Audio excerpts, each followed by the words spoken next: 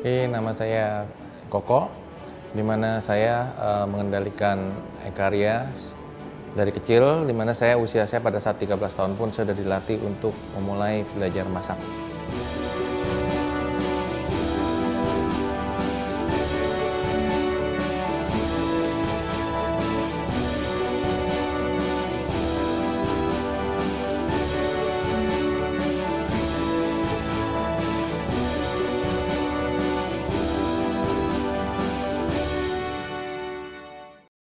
Kita menggunakan pertama kali nama Ekaria Restoran. Sebenarnya nama Ekaria dan Jit Lokyut itu sama, mempunyai arti yang sama. Di mana Jit itu satu, diterjemahkan ke Eka, dan Lokyut itu satu tempat yang gembira, kita ganti nama dengan Ria, Ekaria. Karena pada tahun 1970, di mana waktu pemerintahan Presiden Soeharto, itu kan bahasa-bahasa asing tidak diperbolehkan. Jadi semua bahasa asing itu diterjemahkan ke dalam bahasa Indonesia. Boleh dibilang sebagian besar atau mayoritas resep yang ada di Ekaria adalah resep legend atau legenda karena memang diturunkan dari dulu.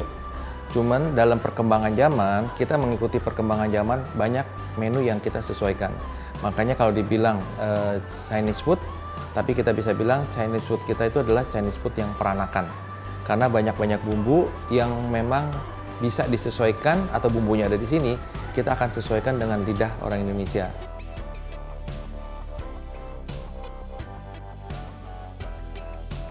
Kita menyesuaikan apa sih kemauan pasar, jadi kita tidak bertahan dari dulu begini, mungkin kalau sekarang pasar maunya begini, mungkin kita akan lakukan adaptasi. Kalau upgrade berdiri yang kalau kita bilang di Glodok, hanya awal itu satu lantai yang atapnya sirap, terus kemudian karena perkembangan banyak orang tamu yang makan, terus kemudian kita bangun 2 lantai, terus itu bertahan sampai tahun 67 karena dipugar.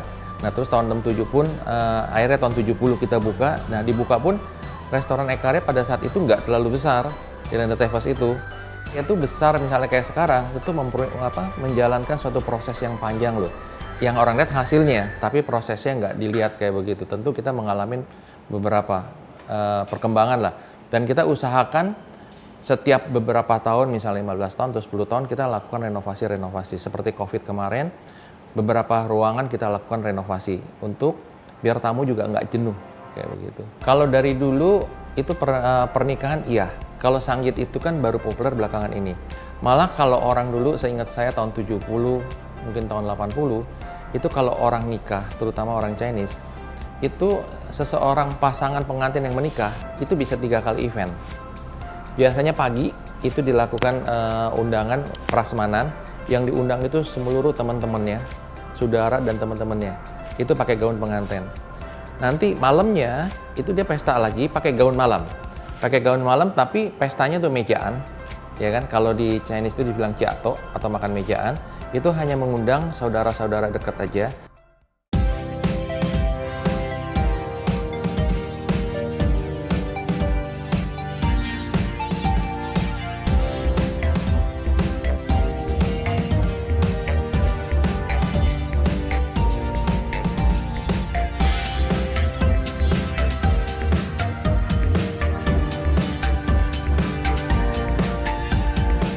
Kalau Dangsa, kita baru mulai itu tahun kurang lebih 2008, di mana pada saat itu restoran itu sejak 1998 itu berjamuran.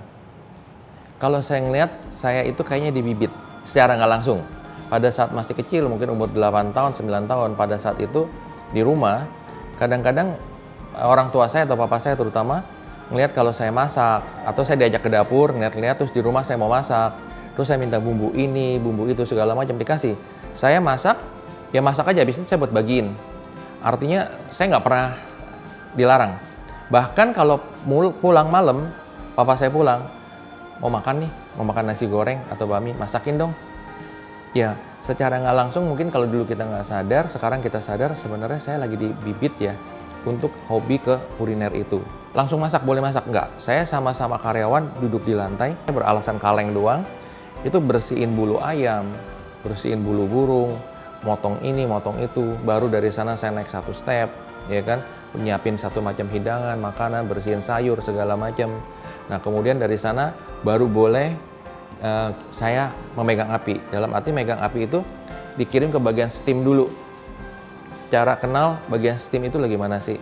Steam ikan lagi mana, tingkat kematangannya lagi mana. Dari steam saya baru boleh goreng. Nah, goreng dari goreng ayam, goreng segala macam, tingkat kematangan segala macam. Terus kemudian baru boleh masak. Masak pun karbo dulu. Yang artinya nasi goreng, bakmi goreng, bihun, baru boleh masak. Sebenarnya masak karbo kayak bihun, bakmi, nasi goreng itu adalah masak yang paling capek. Kenapa? Karena prosesnya itu kan banyak, lain dengan yang satu-satu ya. Karena kan kalau nasi itu yang nggak boleh gerumpel. Sama juga bakmi. Bakmi itu kan nggak boleh terlalu banyak diputus. Jadi ditarik. Nah, itu yang paling berat di sana. Kayak begitu. Ya, ini saya harus melalui proses semuanya. Yang penting kita lakukan adalah riset pasar. Apa sih yang diinginin pasar? Kalau kita melawan pasar, kadang-kadang kan sulit.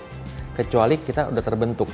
Terbentuk dalam arti misalnya, Ekaria itu terkenal burung. Orang pasti kesini cari burung. Nah, itu udah terbentuk.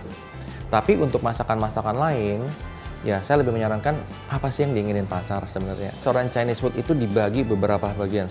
HK ini lebih familiar di lidah karena banyak ibu-ibu atau ibu rumah tangga lah masak masakan HK. Terus kemudian ada masakan Teochew, Canton, terus ada masakan itu banyak sekali yang Sichuan yang pedas-pedas. Nah, kita adanya di restoran Cantonese. Jadi kalau Cantonese itu kayak apa sih? Kalau kita paling gampang ya kayak di Hong Kong. Hong Kong itu masakan Canton kebanyakan Cantonese. Biasanya Cantonese itu lebih banyak orang untuk menjamu relasi, menjamu teman, relasi bisnis, apa segala macam. Makanan lebih spesifik biasanya. Kalau dibilang menu kita itu boleh bilang mayoritas kita pertahankan dari dulu. Di samping ada menu-menu baru yang kita riset apa sih kemauan pasar. Boleh dibilang seperti burung darah memang dari dulu, ya kan. Terus kemudian ada sate. Yang sate itu kita sampai saat ini pun bakarnya masih pakai arang. Ya kan, kalau mungkin sekarang orang pakai oven apa segala macam, itu kita pakai arang yang harus dimarinate dulu 1 hari, terus kemudiannya besok kita bakar pakai arang. Terus kayak bebek pun kayak misalnya bebek Shanghai yang dimakan kulitnya, kita masih jemur di bawah matahari langsung. Kalau mungkin sekarang kan pakai teknologi ya. Nah, ini beberapa itu masih yang memang kita pertahankan tradisionalnya kayak gitu. Terus buah kundur yang kita olah, di mana buah kundur itu selalu kita bilang sama customer harus 1 hari di muka. Kenapa? Buah kundur itu satu, nyarinya rada sulit. Kedua, untuk proses itu minimal 4 jam harus di steam, biar sarinya itu bukan sari yang kita buat dari rasa bumbu penyedap, tapi memang dari sari si labu itu yang keluar. Yang kemarin beberapa dari yang kakeknya menikah di Hayam Buruk, terus orang tuanya menikah di sini, karena ini kan tahun 87 kan, jadi udah berapa tahun. Dan akhirnya anaknya pun menikah di sini. Orang datang ke sini, terutama kakeknya atau orang tuanya, dia punya cerita nostalgia sendiri. Artinya ini loh tempat dulu papa merit, atau ini loh dulu tempat dengan foto-foto yang kita tunjukkan, kita pasang di sini.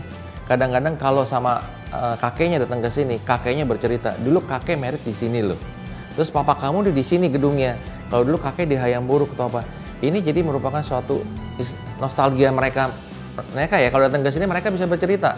Nah, itu beberapa pasangan itu yang memang dari kakek, papa, dan anaknya di sini karena ya restorannya masih ada. Kadang-kadang kan kita nggak bisa bercerita panjang lebar karena kan restoran yang kita merit udah nggak ada misalnya. Kita berusaha untuk menjadi lebih baik lagi, walaupun di dalam dunia bisnis ini yang sekarang makin ketat banget, persaingan makin ketat.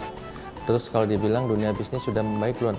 Membaik banget kan belum, dengan saingan yang banyak apa segala macam.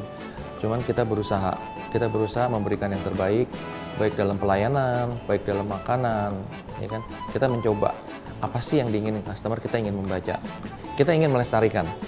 Pada saat orang ingin kita sama-sama melestarikan Ekaria, ayo, karena namanya yang legend itu loh. Kalau saya bilang Ekaria itu nggak hanya jadi aset mungkin di keluarga saya, tapi untuk di pemerintahan juga suatu aset kuliner yang udah melegenda loh, ya kan. Jadi Jakarta punya restoran yang udah 100 tahun, jadi ini kan suatu cerita histori sendiri. Ke depan, ya saya berharap ini bisa lestari. Kadang-kadang gini, membuka sesuatu itu gampang, tapi fokus, tekun, itu yang susah.